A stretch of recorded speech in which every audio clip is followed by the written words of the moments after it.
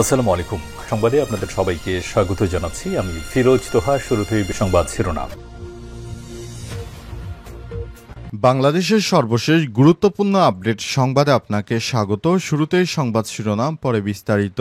প্রথমেই জানাবো, মিটফোর্ট হত্যাকাণ্ড নির্বাচনের পরিবেশকে বিঘ্নিত করার পরিকল্পনা বললেন মির্জা ফখরুল। মিটফোর্ট হত্যাকাণ্ডকে রাজনৈতিক স্বার্থসিদ্ধির জন্য ব্যবহার করে নির্বাচনের পরিবেশকে বিঘ্নিত করার পরিকল্পনা কিনা তা সন্দেহ রয়েছে বলে মন্তব্য করেছেন বিএনপির মহাসচিব মির্জা ফখরুল ইসলাম আলমগীর। বিএনপির নেতাকর্মীরা চাঁদাবাজি করবে, হত্যা করবে, আবার ষড়যন্ত্রের গন্ধ পায় মির্জা ফখরুল। আজ রাজধানীর গুলশানে বিএনপির চেয়ারপারসনের রাজনৈতিক কার্যালয়ে সংবাদ সম্মেলনে এই অনুমানের ভিত্তিতে ফখরুল এসব কথা বলেন। মির্জা ফখরুল বলেন, সরকার পরিচালনার দায়িত্বে না থাকা সত্ত্বেও বিশেষ একটি রাজনৈতিক দলের মিছিলে আয়োজন ও অশ্লীল স্লোগান প্রয়োগ আবারও ফ্যাসিবাদের যুগে ফিরিয়ে নিয়ে যাচ্ছে কিনা প্রশ্ন উঠতে পারে। মিটফোর্ট হত্যাকাণ্ড অনুসন্ধানে বিএনপির পক্ষ থেকে তদন্ত ও তথ্য অনুসন্ধানী কমিটি গঠন করে প্রকৃত সত্য উদ্ঘাটন করে জনসম্মুখে প্রকাশ করা হবে। জানাবো, কাতারের দোহায় যুদ্ধবিরতির আলোচনা বন্ধ থাকলেও গাজা নিয়ে আসার কথা শোনালেন যুক্তরাষ্ট্রের প্রেসিডেন্ট ডোনাল্ড ট্রাম্প। গাজায় যুদ্ধবিরতি নিয়ে দোহায় আলোচনা বন্ধ থাকলেও আসার কথা শোনালেন মার্কিন প্রেসিডেন্ট ডোনাল্ড ট্রাম্প। তিনি বলেছেন, গাজায় ইসরায়েলি সংঘাত নিয়ে আলোচনা চলছে, আশা করছি আগামী সপ্তাহের মধ্যেই এই অগ্রগতি হবে। আজ সাংবাদিকদের সঙ্গে আলাপকালে কথা বলেছেন তিনি। খবর আরব নিউজের। এরপর জানাবো, গাজায় মোট মৃত্যু 58,000 ছাড়ালো। গাজায় ইসরায়েলি বাহিনীর ভয়াবহ বিমান হামলায় অন্তত 95 জন ফিলিস্তিনি নিহত হয়েছে। আজ গাজা সিটির একটি বাজার ও শরণার্থী ক্যাম্পের একটি পানি সংগ্রহ কেন্দ্রে চালানো হামলায় এই প্রাণহানির ঘটনা ঘটে। ফিলিস্তিনের স্বাস্থ্য মন্ত্রণালয়ের বরাতে তথ্য জানিয়েছে আল জাজিরা। এদিকে ভারতের পাটনায় আইনজীবীকে গুলি করে হত্যা। ভারতের বিহারের রাজধানী পাটনায় প্রকাশ্যে এক আইনজীবীকে গুলি করে হত্যা করা হয়েছে। একটি পুলিশ স্টেশনের মাত্র 300 মিটার দূরে এই ঘটনা ঘটে। আসন্ন বিধানসভা নির্বাচনের মাত্র কয়েক মাস থাকা অবস্থায় এক সপ্তাহের মধ্যে নিয়ে 3বার প্রকাশ্যে হত্যাকাণ্ডের ঘটনা ঘটেছে। খবর ভারতীয় সংবাদ মাধ্যম এনডিটিভির। এদিকে নাইজেরিয়ার সাবেক প্রেসিডেন্ট মোহাম্মদু বুহারি মারা গেছে। নাইজেরিয়ার সাবেক প্রেসিডেন্ট মোহাম্মদ বুহারির মৃত্যু হয়েছে আজ। লন্ডনের একটি ক্লিনিকে চিকিৎসাধীন অবস্থায় তার মৃত্যু হয়। দীর্ঘদিন ধরে তিনি অসুস্থ ছিলেন। খবর আল জাজিরার। প্রিয় দর্শক, এতক্ষণ শুনছিলেন সংবাদ শিরোনাম, এবারে বিস্তারিত।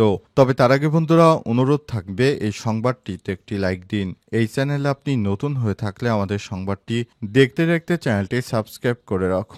কমেন্ট করে বন্ধুরা আপনার মূল্যবান মতামত জানিয়ে দিন আপনি বিশ্বের কোন দেশ থেকে বা বাংলাদেশের কোন স্থান থেকে আমাদের সংবাদটি দেখছেন এবং শুনছেন। আর বন্ধুরা, গাজা যুদ্ধে আপনি যদি নিরীহ ফিলিস্তিনিদের ভালোবেসে থাকেন, কমেন্টে ইয়েস লিখে বিশ্ববাসীকে জানিয়ে দিন। সংবাদটি আপনার সোশ্যাল মিডিয়া ফেসবুকে শেয়ার করে বন্ধুদেরও দেখার সুযোগ করে দিন। এবারে বিস্তারিত।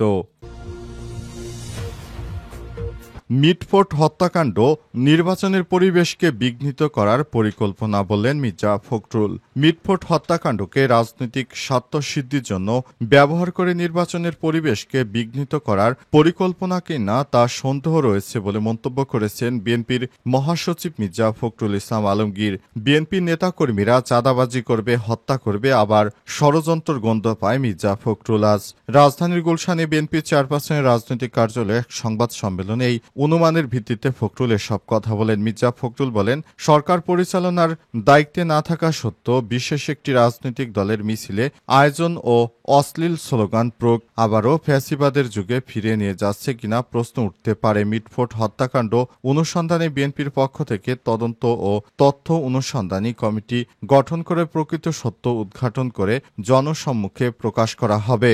মির্জা ফখরুল আরও বলেছেন, দেশ সংগঠিত বিভিন্ন হত্যাকাণ্ডে নাম জড়িয়ে বিএনপির শীর্ষ নেতৃত্বের চরিত্র হননের চেষ্টা করা হচ্ছে। সবাই বলছে, খাম্বা তারেক বিদেশে এখনো পলাতক কেন এবং পরিকল্পিতভাবে রাজনৈতিকভাবে তবে মিটফোর্ড হত্যাকাণ্ডের হয়েছে কিনা তা সন্দেহের যথেষ্ট কারণ রয়েছে। তিনি আরও বলেছেন, গুটি কয়েক রাজনৈতিক দলের হীন স্বার্থ দেশ ব্যর্থ হতে পারে না, ফ্যাসিবাদের অনুপ্রবেশে যে কোনো ষড়যন্ত্র হতে দেওয়া হবে না বলে মন্তব্য করেন তিনি। এ সময় সুপরিকল্পিতভাবে বিএনপির বিরুদ্ধে একটি শীর্ষ নেতৃত্বের নামে কুরুচিপূর্ণ বক্তব্যের তীব্র নিন্দা ও প্রতিবাদ জানান মির্জা ফখরুল ইসলাম আলমগীর। কাতারের দোহায় যুদ্ধবিরতি আলোচনা বন্ধ হলেও গাজা নিয়ে আশার কথা শোনালেন যুক্তরাষ্ট্রের প্রেসিডেন্ট ডোনাল্ড ট্রাম্প। গাজায় যুদ্ধবিরতি নিয়ে দোহায় আলোচনা বন্ধ থাকলেও আশার কথা শুনিয়েছেন মার্কিন প্রেসিডেন্ট ডোনাল্ড ট্রাম্প। তিনি বলেছেন, গাজায় ইসরায়েলি সংঘাত নিয়ে আলোচনা চলছে, আশা করি আগামী সপ্তাহের মধ্যেই এর অগ্রগতি হবে। আজ সাংবাদিকদের সঙ্গে আলাপকালে কথা বলেন তিনি খবর আরব নিউজের। ট্রাম্প বলেছেন, গাজা নিয়ে আমরা কথা বলছি, আশা করছি আগামী সপ্তাহের মধ্যেই আমরা সরাসরি কোনো পদক্ষেপে পৌঁছাতে পারব। যদিও 4 জুলাই তিনি এই ধরনের মন্তব্য করেছিলেন। গত 1.5 বছরের বেশি সময় ধরে গাজায় হামলা চালিয়ে যাচ্ছে ইসরায়েল। হামলায় এ পর্যন্ত গাজার 58,000 ফিলিস্তিনি নিহত হয়েছে। এছাড়াও আহত হয়েছে 1,38,500 জন মানুষ। এদিকে ট্রাম্পের মধ্যপ্রাচ্য বিষয়ক দূত স্টিভ উইটকফ সাংবাদিকদের বলেছেন, তিনি আলোচনার ব্যাপারে এখনও আশাবাদী। তিনি জানান, যুক্তরাষ্ট্রে অনুষ্ঠিত ফিফা ক্লাব বিশ্বকাপ ফাইনালের মাঝে তিনি কাতারে মধ্যস্থতাকারীদের সঙ্গে সাক্ষাৎ করবেন।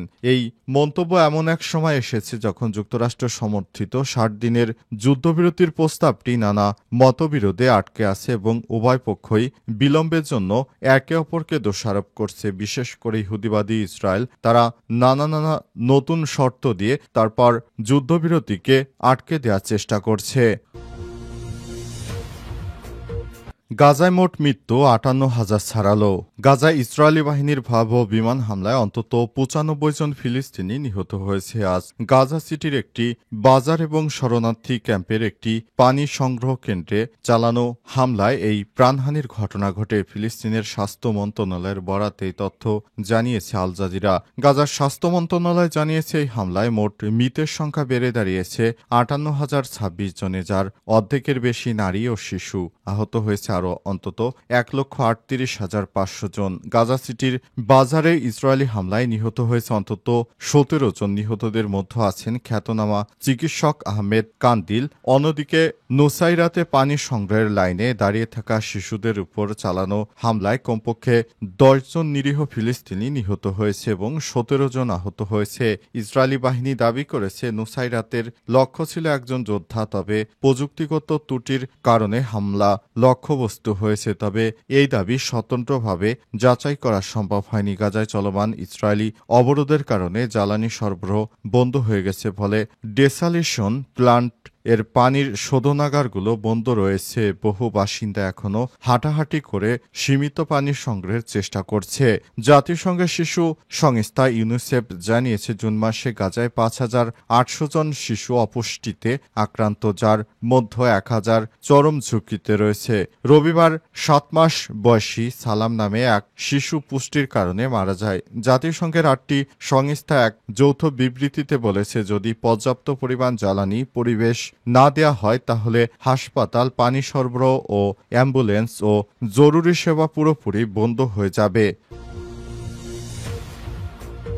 পাটনায় আইনজীবীকে গুলি করে হত্যা।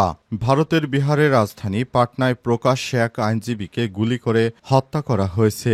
একটি পুলিশ স্টেশনে মাত্র 300 মিটার দূরে এই ঘটনা ঘটে। আসন্ন বিধানসভা নির্বাচনের মাত্র কয়েক মাস থাকা অবস্থায় এক সপ্তাহের মধ্যে নিয়ে 3বার প্রকাশ্যে হত্যাকাণ্ডের ঘটনা ঘটেছে। খবর এনডিটিভির আইনজীবী জিতেন্দ্র কুমারের কাছ থেকে গুলি করে হত্যা করা হয়। পুলিশের একজন কর্মকর্তা জানিয়েছে, অন্তত 3 রাউন্ড গুলি চালানোর পর সব হামলাকারীরা দ্রুত পালিয়ে যায়। তবে হামলাকারীদের সঠিক সংখ্যা জানা যায়নি। পুলিশ হামলাকারীদের শনাক্তে ওই এলাকার সিসিটিভি ফুটেজ পর্যবেক্ষণ করছে। পাটনা সিটি পুলিশ পরিদর্শক পরিচয় কুমার ও সাংবাদিকদের জানান, জিতেন্দ্র কুমারকে হাসপাতালে নেওয়া হলে চিকিৎসাধীন অবস্থায় তার মৃত্যু হয়েছে। তিনি আরও জানান, জিতেন্দ্র কুমার চা খেতে রাস্তার ধারে একটি দোকানে গিয়েছিলেন, তখনই গুলির ঘটনা ঘটে। তিনি আরও বলেন, জিতেন্দ্রের পরিবার জানিয়েছে যে তিনি নিয়মিত এই এলাকায় চা খেতে যেতেন। চা খাওয়া শেষ করে বেরিয়ে যাওয়ার সময় হামলার ঘটনা ঘটে। তবে তিনি গত 2 বছর ধরে